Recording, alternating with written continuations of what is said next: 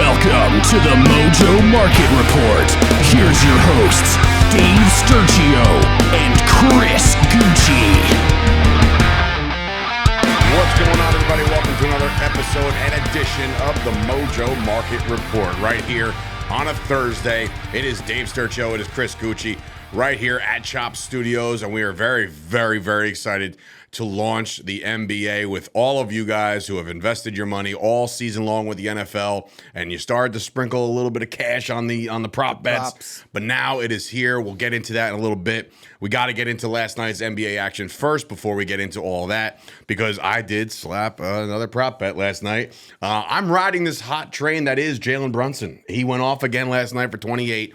He slapped his over on his liquid prop last night. I was confident that was going to happen regardless. Very surprised to see the Knicks do as well as they did against a team like the Hawks, a team that kind of like is the bugaboo in Atlanta. You know what I mean? So the more compelling thing outside of Brunson was how off Trae Young was last night. The dude goes 4 for 14 from the field, 1 for 6 from three-point land, still winds up with 19 points, but does not hit his over. Was ice cold. Ice Trae. From the field yesterday. I got questions, Gooch. I got to know. The Knicks right now, okay, as a whole, Brunson aside, because there was a couple guys that didn't hit their prop bets. I mean, RJ Barrett, he didn't hit. Clint Capella, if you were in on him on his rebound total last night, it was set at 10. He hit, he gets 8. It's like you were just waiting for like these missed shots to just crash the boards and see if you can cash in on that. But if you felt like you could pull out of these things. So if he's got 8 rebounds with like, I don't know, 2 minutes to go, and you're just not feeling confident, like that's the way to just like, all right, I'm gonna cut my losses for a second because it's not gonna at hit. that point. I don't know. I mean, I haven't seen how it works down the stretch like that. If there's 2 minutes to go, I feel like they may treat it just like DraftKings would treat it where you're 2 minutes to go, you're done. You missed your opportunity. This is true. This is very true. So, but if he had, let's say, 7 at half, you're feeling and he good. only needs 3 the rest of at half is this time where you would cash that. You out. feel good about that, and you would actually probably, even if you wanted to, you could pull out and reinvest, or go short on the second half, which is crazy. Well, that's a little bit of a hedge, right? I mean, think about it. I guess that's your hedge bet. No, I mean, you already hit at the point. At that point, it's a second bet. It is a second bet, because because once the 10 hits, if the 10 hits, then you feel good about it. But anyway, my question is more about the Knicks. I'm a Knicks guy. Mojo Market is live in Jersey, so you would assume there is a plethora of Knicks fans out there who are very curious about this. Right now, they're up a half game as the 6th seed. They're up 3.5 on the 8th seed, and of course, they're firmly entrenched to at least at the worst playing that playing game. Are the Knicks a playoff team this year? I mean, right now they are, but I'm saying we got a whole nother half a season to go technically by calendar-wise. Is there anybody in the back end that's playing extremely well in the Eastern Conference right now? I feel like it's a bunch of middling teams that are going to beat up on each other for the rest of the way. I think the Knicks. Look, I bash the Knicks at every turn I get an opportunity to do so. You do that. But when you sit here at what is it now?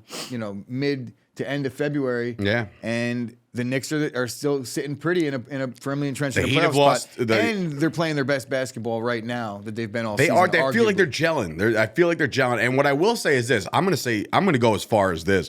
The Knicks are definitely a playoff team this year. But the real success is, can they win a series? Can they win that first series? And right now, if the stars aligned, you're looking, you're looking at a 76ers, you're looking at a Bucks. I don't think they could run with those guys. But if they chill and they wind up as this, and maybe get to the 5, right? And the Nets continue to tread water, and they're, maybe they match up with the Nets in the first round. As the 4-5. I don't know. Probably not. Hey, the way the Nets played yesterday. Because right now, I know Bridges lit it up, but Bridges had himself a night. I have it written down right here. Bridges goes for 45. So he did you see the absolutely crushed it. Did you see? I don't know if there's truth to this or not, but at the deadline, as all these things were happening, the Nets got Dorian Finney-Smith and they got Bridges. Yeah. There was apparently offers on the table for Dorian Finney-Smith for 2 1s, and they turned it down, right? And then for Bridges, they had 4 1s on the table, and they turned that down. So 6 1s representing those 2 players, and they didn't do it. Either A, those is that picks, like confirmed, or is that just like kind of swirling? Because like that's You would think you would want to recoup some of the stuff. I'm not positive on how confirmed it is, but this was through the Sauce Network boys, so I feel like it's pretty consistently good. Yeah, those guys are on their game. But yeah, I think either the consensus was amongst the group was that they're the protected picks. They have to be, because why would you not get rid of those two? Correct. But then when you see a day later 45 points, maybe the Nets just know something. Maybe maybe they have a little bit of a hunch that he might be good. Let me go check on Bridges' stock right now. Yeah, well, we will get into all of that, but yeah, last night, big time games out of Luka again. I mean, that just goes to show you that it's constant. It's every night. 37 points for him. Jason Tatum scores 38. Zach LaVine 35. Donovan Mitchell with 33. So Bridges up 3.4%. In the last 24 hours? In the last 24 hours. There you go. So all of a sudden, long-term bet. We're going long on him, and that's now, it. Huh? It's happening in real time right now. Chris has a feeling about Bridges. So and look, we've said it a million times over, and I'll just keep saying it until I'm blue in the face. Star-driven league. Mm-hmm. So can Bridges be a star in Brooklyn? When you're not surrounded by the rest of the peanut gallery, I guess you possibly could be. I guess we're going to find out now that he's realistically the number one scoring option there. Put some respect on Ben Simmons. Oh yeah, he's been buried behind a ton of options in Phoenix for a little bit. His average bank value per season is 1163, but he played a lot of those years on the bench as a role player and a wing defender. Really good all around player. They're having his future value at $100.99, so like $101. And he banks 11 a year, so 11 you're looking a year. at another 10 years. He's in 9 his years? 5th year. He's got 56 earned. I like going long on Bridges. I mean, I know that we're not doing this yet. But how could you not? After seeing what you saw yesterday with his full opportunity to be the guy, and he delivers like that, 100% going long on Bridges. All right. Mark that down. Yeah, so there you go. So again, on the prop bets last night, you hit a couple did fall short, but keep your eye out. We'll talk about, before we get out of here, we'll talk about a couple games to keep your eye on tonight. Now, finally, it has happened. It is here. The NBA. I gave you a little sneak peak.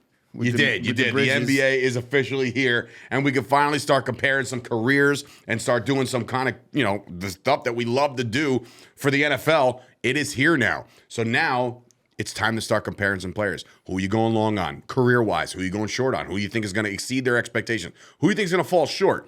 We start with a little bit of a comparison with two guys. You might know who they are. It is Mr. LeBron James, who had just set the all-time NBA scoring record a couple weeks ago. It was a couple weeks ago at this point. It was like last week. It feels like forever ago. But anyway, so LeBron James, and we compare him to Kevin Durant, who's found himself a new home in Phoenix. My question to you is, and I understand the earned bank value is significantly more for LeBron James. Why? Because you got the championships, you got the accolades, you got the scoring titles, you got basically every He's in year record. 20. Huh? Year 20. And year 20, right? So all the bank value you would imagine. Now you're looking at a guy like Kevin Durant, who has now played for an umpteenth amount of teams already. Is Phoenix his last stop? Both on 4 teams. Is Phoenix his last stop? Like, do you think this is finally he can make a name for himself here and stop the nonsense? Because that's where I look at a Kevin Durant who is an all-world player. Everybody knows that. There's no debating that. Him and LeBron, if you want to compare the two, they're very similar in stature as far as scoring, like scoring on the court. When they're on the court, you got to respect it, right? But like the one bugaboo I have with Kevin Durant is that he just can't stay put. Like, I think it has a lot to do with his future value, because you have to look at a guy like Kevin Durant. Again, he comes off that nasty injury. I think that the Achilles has a little bit more to do with why I'm a little apprehensive than where he's going to be. KD, he's such a good offensive player that no matter where he is, top 5 in the league. He's impossible to defend. When it comes playoff time, it's going to be KD getting every shot, no matter where he's at. Yeah.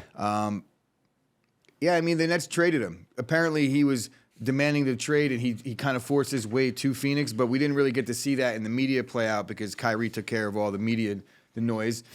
Correct. But do you really blame Durant in considering of how things went down with the Nets? You bring in the 3 guys. He's been asking for a trade, I feel like, since the minute he walked in the door. But like, this is the nature of the NBA. You name a player, and I'll name a team. They probably played on it, right? And we're talking about stars. Russ signed a deal 5 years ago. He's on his 5th year, I believe. He's on his 5th team in 5 years. He set a max deal, maybe even a super max deal. This guy's So now got is MVPs. every team that acquires him responsible for that year's salary? Yeah. Now Imagine there's that at rumors. tax time. There's rumors that there could be a potential many states? buyout, and I did hint at this at the did. end of the show the other day that the Jazz and Russ may be interested in a buyout. If that happens, then I'm hearing that Miami Heat will be in play for Russ. Adding Russ to that roster, I think with that coach, I think that's what works. There's maybe one situation where Russ goes and improves their chances to win a title, and it might be with the Heat.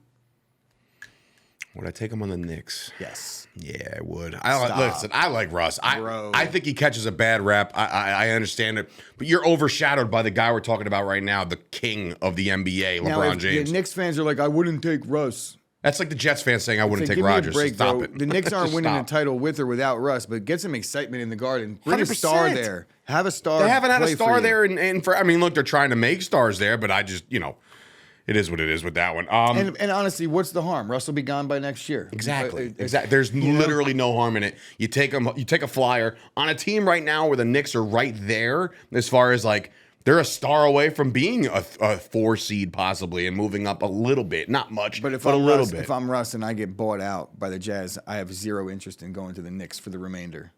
Yeah, I mean, if he couldn't handle it in L.A. as far as the media is concerned, he'd Well, I go to don't New even York and know- get roasted. I don't know that he couldn't He handle goes it. 1 for 7 from the I don't floor. know They'll crush him. I don't know that Russ couldn't handle the media. I don't think that really has much to do with it. He's played well throughout his career. I think it's the system in LA is just not going to suit him. And I'm not sure the system in New York will, but I know what Russ brings, and he brings an attitude and an energy that I think helps almost any team I agree. if used right. All right, let's talk about some big men, Lakers shall we? need some shooters. Top player NBA all-time centers. It looks like Giannis is the top center. I guess you could consider him a center. Yeah, I mean, like Giannis is like Top big man. he But plays anyway, everything. I'm excited about this comparison because I don't think there's much of a comparison. I think the Joker has been an all-world player. He's won MVPs. He is one of those guys that you don't have to worry about. You know what I'm saying? He is one of those Mr. Consistent. he's a 7-foot Larry Bird. That's a great point. comparison. I mean, People might kill you it might for be it, a but little bit of a reach. Don't clip this. I because won't don't clip feel like that dealing one. with that. We've already had a day yesterday with the Tom Brady Yeah, Mahomes no, stuff. I'll take it. I'll take it. I looked like I was. 100,000 I looked people. like I was asleep for 4 hours. Woke up and did the show, but like that's how I looked yesterday on that That's one. how But we it's- look all the time, so it's okay. But yeah, Jokic, the Joker. The Joker. He's one of my favorite players in the league to watch because he's just so fundamentally crisp, sound, does everything right, makes it look super easy, and he's very unassuming. And then also, I think when we're talking about this matchup specifically, Embiid can't stay healthy as much as Joker can, right? And I say Joker. That's It's we call our him the inside Joker. joke. Yeah, it was the Joker. Embiid has been on and off the court. He had this thing where it was the process. You're looking at a lot of the career earnings up to this point, or the bank value up to this point, and I think it's largely been affected by how he was, ushered into the league like little by little. They didn't let him take the full reins off until 4 years into his career, which was crazy to me. Joker's multiple MVPs at this point. Embiid is going to be in his shadow. I don't see it changing anytime soon. I think Joker has a long career the way he Supporting plays his game. cast. You would think the 76ers have a little bit of a better supporting cast around Embiid going forward. I mean, specifically I don't this know year. about that. I feel like if you put the Nuggets in the East, they would be the Sixers of Jace. There has been injuries that the Nuggets have dealt with. They had their chance a couple years back, and Jamal Murray got hurt, and then it really derailed their next season as well. And it just hasn't been able to get the same traction back. But the Joker is one of the best players if not the best player in the NBA. He's right officially the Joker going forward. We can't stop now, right? now. No, That's the chance to do it. it's natural. It just happens. You got to go long on a guy like the Joker. You have to. It's just one of those things where it's like, those are your sure bets. The LeBron James of the world, those are the ones that you have to kind of not worry about, because it's almost as if like that's literally identical, mirrored. If you invest in LeBron James, you invested in Tom Brady this year. All that banked value, great, right? But now it's all, will he, won't he be back next year? I know all signs point to him wanting to play with his kid and all that stuff. That's fun. Who, LeBron? Will he be back? Yeah. Oh, 100%. I mean, I'm saying, like, you know what's crazy? I try to think about, and I don't want to make this comparison, but I will anyway, just because why the hell not? Like Tom Brady playing all those years in the sport of football, right? But all of a sudden, towards the back end of his career, the rules catered around the fact that Tom Brady didn't have to do much other than lace it, right? LeBron James running up and down the court, still dropping 40s here and there. You know what I'm saying? Like, special. Yeah, man. I know you're not Dave's going to find somebody Dave does not like LeBron James. I don't like LeBron. I'm not on a personal level. I don't know the guy, but I'm saying you gotta. But I mean, recognize what you see out the there. dude could play another 5 years at a high level. I mean, 3 years at a high level. We don't know that. But I mean, he's playing now at a high level. I say 2 years. He's in year 20. I think a year, 2 years at a high level, and then thereafter, I'm not going to rule out a high level. But, Father Time is certainly undefeated, and eventually it will wear down. LeBron's got a lot of seasons just in the postseason combined. If you add up all his postseason games, I believe it's like 2 years, 3 years in the NBA. It's ridiculous. It's ridiculous. But now, speaking of somebody who is obviously captured the heart of pretty much America, if you're a Dallas Mavericks fan, you're excited about the fact that you have Luka, right? Luka has been one of those guys that is sure as the sunrise, right? The guy will show up each and every day. And the biggest problem with the Dallas Mavericks was they didn't want to add, and it's not the want, they just didn't add any pieces around him. He started to take the reins by himself. He's still dropping 37 to 40 to 45 points, and he's still losing games. Then you acquire Kyrie Irving, and you're like, okay, hold on now. We got ourselves a second guy. We do have a 1A, a Robin to the Batman. This is going to help him going forward. If Kyrie Irving, and I don't like Kyrie Irving either, I think he's going to spin right off the flat earth, right? But I think that obviously if you add a guy like this, right, and you have a Luka on your team, it alleviates the stats maybe a little bit because Kyrie is a scorer after all, even if he is, a facilitator at heart, maybe sometimes. But like Luka, you have the best front court in the NBA now, no? Between the two of those guys, name another duo that's as impressive as that. I can't off the top of my head, but I'll say this. And I think Kyrie's a better player than Jalen Brunson, but I don't know if it's that much better, considering how great Jalen Brunson's playing this year. And I know that I might get flamed for that, but in terms of what's going to make the team better, Kyrie hasn't really improved many teams in terms of win percentage. Correct. And specifically in the postseason, they've had better win percentages in games that he's not played in, dating back to the Boston situation. Very true. I obviously know Kyrie's a better player than Jalen Brunson, but we saw what Dallas was able to do with Jalen Brunson as the number two option. I guess you could call Kyrie the 1A option. They made a run. They made a run, and Brunson had a really good postseason, which got him paid. which got him paid. And if Kyrie delivers what Brunson was able to deliver this postseason, they're the same Mavericks team because Brunson elevated his game in the playoffs last year. Listen, this is music to my ears. I'm not. I just telling think me how good Brunson is. I'm all for it. It's not even that I think Brunson is that good. I just don't think that Kyrie is as much of an upgrade as people would consider because of the star value and the star power that's attached to his name. Kyrie hasn't really done much in terms of winning for his franchises that he's played for over the last couple seasons. He's done more harm than good. Whether it's right, wrong, or indifferent, I kind of agreed with his whole stance thing. In some ways, because it just didn't. It was make kind any of sense. fugazi. It was very we stupid. had players that weren't vaxxed, and I'm not getting into the vaccine, right, wrong, or indifferent. Again, I'm not doing that. But players that if you were a Minnesota Timberwolf and you weren't vaxxed, you could come play in New York. That's where there was paperwork loopholes that didn't make sense, and I stood by Kyrie on that. But end of the day.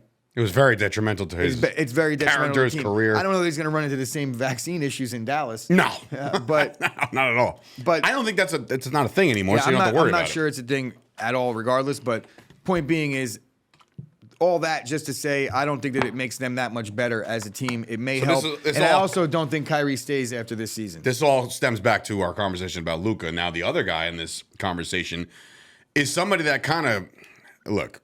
It's like all of a sudden, this is the show that Dave doesn't like anybody. Steph Curry, to me, oh my goodness, is a guy that Dave doesn't like Curry or LeBron. Changed the game. Tell me forever. you hate the NBA without telling me. No, I don't hate the NBA. I don't like LeBron or Steph Curry. So wait, the NBA. You have to pick one. No, I don't have to pick any of them actually. But when I look at a guy like Steph Curry, he also hates the Knicks because he likes them because they stink. So he has to. Listen, man, I'm a butchered and battered Knicks fan, bro. I have seen any success since Sprewell, and even that wasn't success. I was gonna say what? I'm saying, like back when they played the Tim Duncan, David Robinson championship year. That was it. The most recent success you could say was the Jeremy Lin run with Carmelo Anthony. That was, sure, in a shortened season, they were like the 2 seed. They looked incredible in 2012. But again, that's not success to me. In any event, back to Curry. I just think the guy changed the game, and he changed the game in a detrimental way for the kids nowadays to learn the fundamentals of basketball. I mean, listen, I was in education for a little bit, okay? I was in gym class. I saw these kids do their all they want to do is chuck up the longest three-point. They don't want to learn how to back in. They don't want to learn how to follow their shot. They don't want to learn how to do a layup. They want to learn how to hit a three-pointer like Steph Curry. So are you blaming? I'm not blaming anybody. He's good. No. All right, like regardless, Steph Curry doing what he did, but Steph Curry only played basketball. That's all he did, right? Sure. If we're looking at who's changing the game, do you really think Steph Curry is drawing up the plays and the schemes for all 30 NBA clubs? No. There's coaches that are seeing this, and there's analytics teams that are seeing this. This is all done at the top. Steph Curry is just the best at what he does. So it's we need a fall guy. We need a scapegoat to point the finger at. Do you want him to stop shooting threes? Because he's the best at it. Nobody's doing it at the rate he has, and guys are going to try, but it's really just about the analytics here. It's not Steph Curry. And if you want to talk about like changing the game and the offense, again, that's it. We could go back and look at like Michael Jordan's playground. We want to talk about flopping and stuff. This all happened. This all has been happening. This is not the NBA players that are doing this. They're playing within the confines that they're given.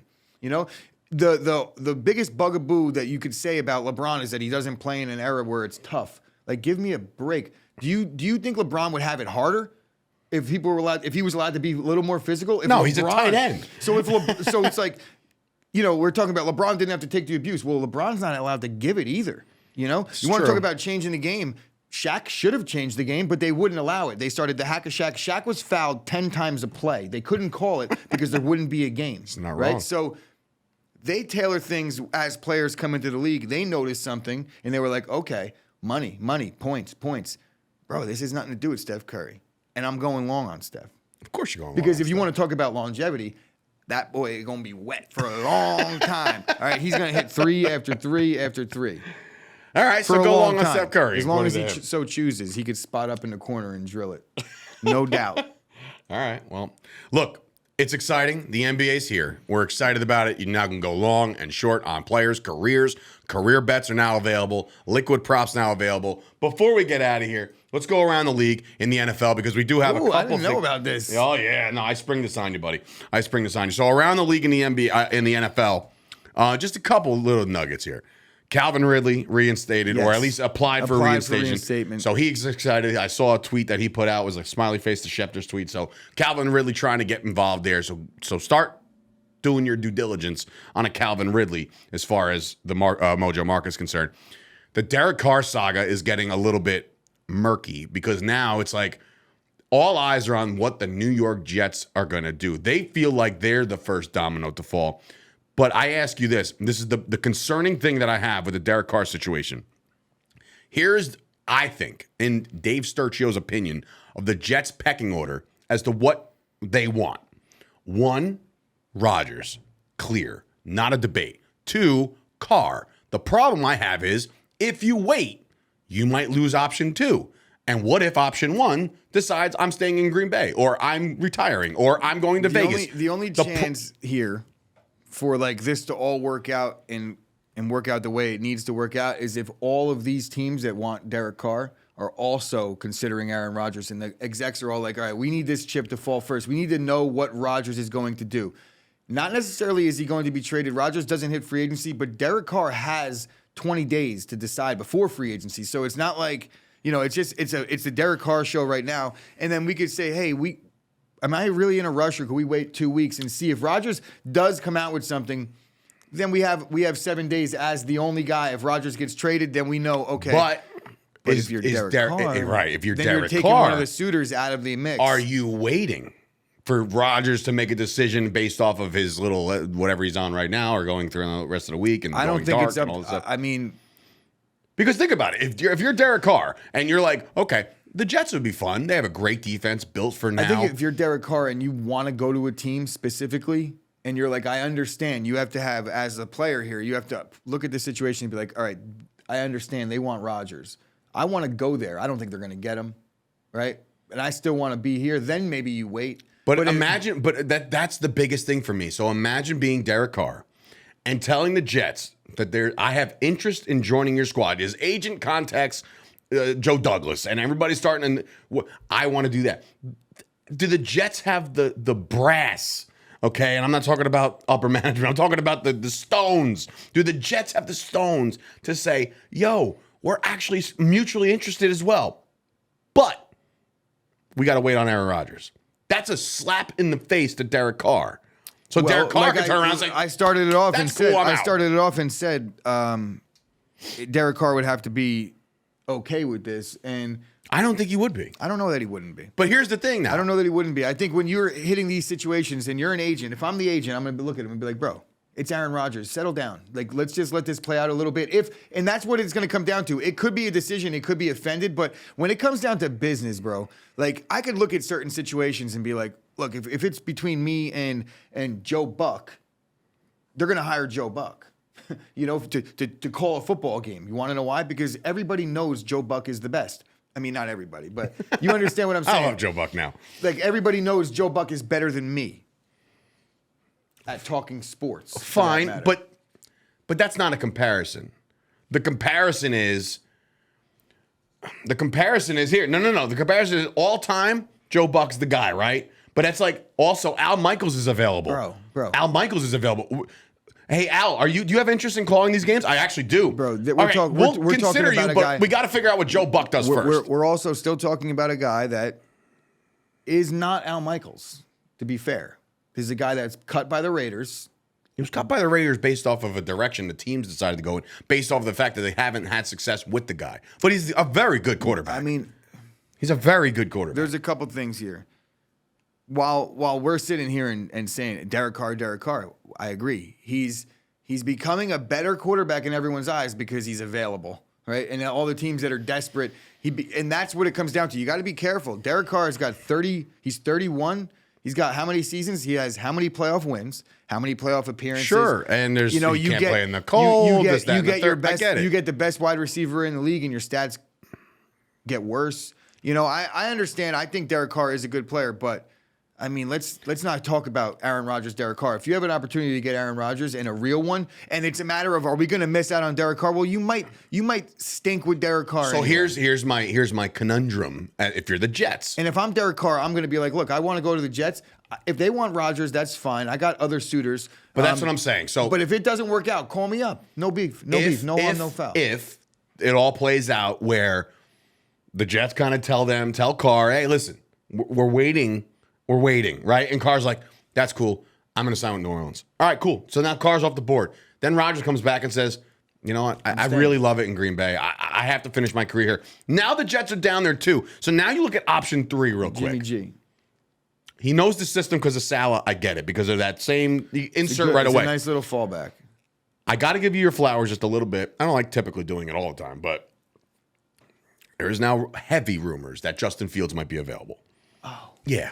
Somebody might have said that a couple weeks ago. Do you go all in on Justin Fields? No.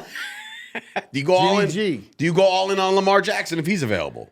I would take Lamar 100% over Justin Fields. But and here's the biggest. The reason why it's harder for Lamar is because you're going to have to sign a massive deal. Yeah, Justin Fields, you're going to get another quarterback. They're already talking about.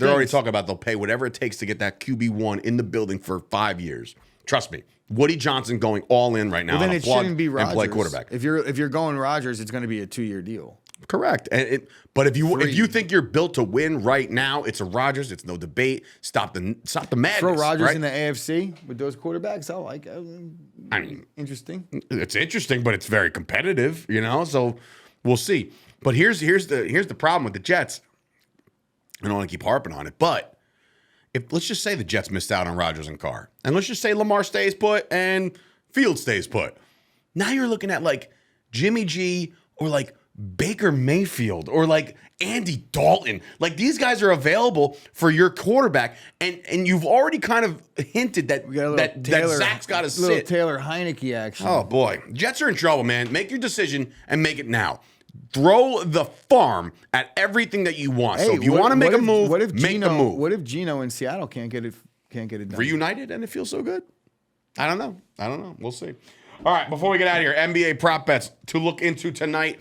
Be sure to get involved right now in the Bucks and the Bulls and the Clippers and the Suns. So look for those guys as soon as they hit the market. 2 stats I want to say very interesting.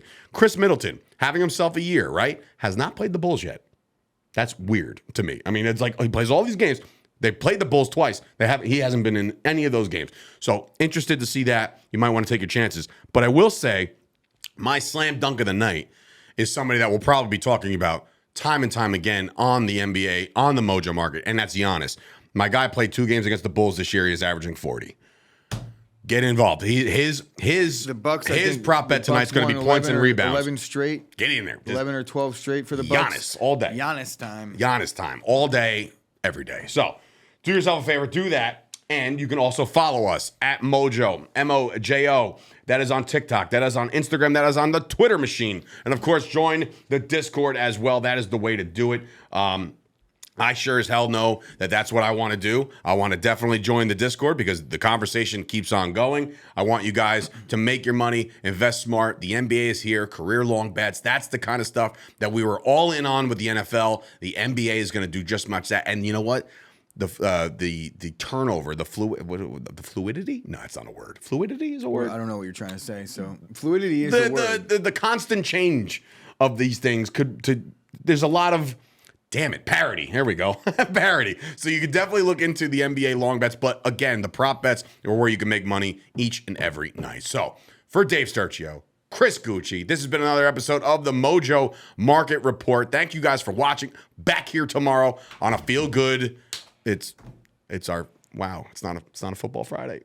Oh God, what are we gonna do? NBA All-Star Weekend coming at you. Let's go.